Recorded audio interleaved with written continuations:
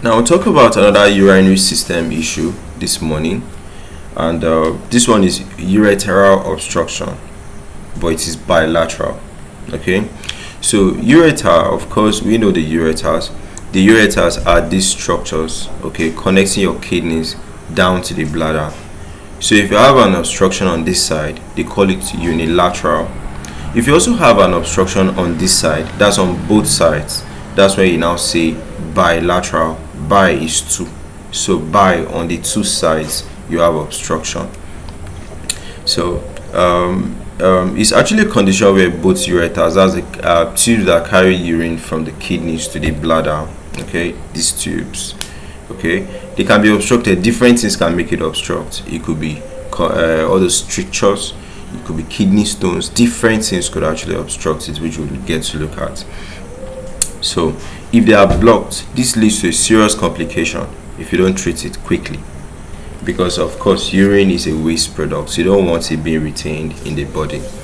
So different things that could actually block the ureters is kidney stones, it could be tumors, so cancers can spread to the ureter, blocking it.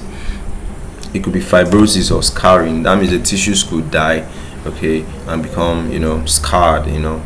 It could be enlarged prostate in men, it could be retroperitoneal fibrosis.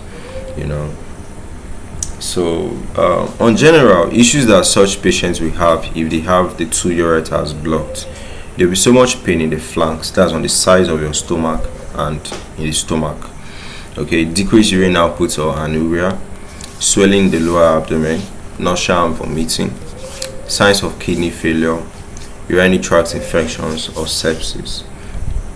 So you diagnose this by imaging. So you tell the person to go and do CT scans, MRI, ultrasound, so that I can visual. I didn't actually bring pictures of imaging here, but it's so much, okay. That's basically the definitive diagnosis. You have to see the obstruction. Then you do blood test to see that all those waste products that are put out by urine are basically getting high, okay. Urinalysis may show infections or blood. So treatment, you have to drain the urine that has been stored in the kidneys first, okay. Do you understand? So drain it out, stabilize the patient. That's one of the ways of stabilizing the patient. The surgically correction, if it is strictures, you can cut and join. If it is anything, okay, just try to bring it out. So you give antibiotics because there's infections, or you are suspecting that infections will come out. So long-term management is you have to actually address the underlying cause and make sure that it doesn't repeat itself again.